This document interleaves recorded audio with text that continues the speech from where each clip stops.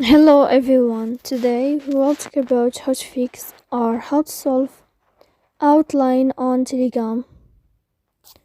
To know how to fix or how to solve outline on Telegram, you should just go to settings.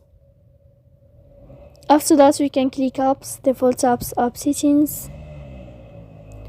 Then in this list you will search about Telegram app. Here we'll enter to first stop and you can click OK. After that you will enter to storage.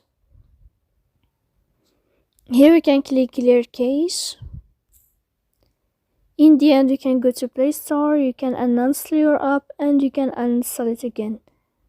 So please don't forget to support us by like and subscribe. See you next time in another video and thank you for watching.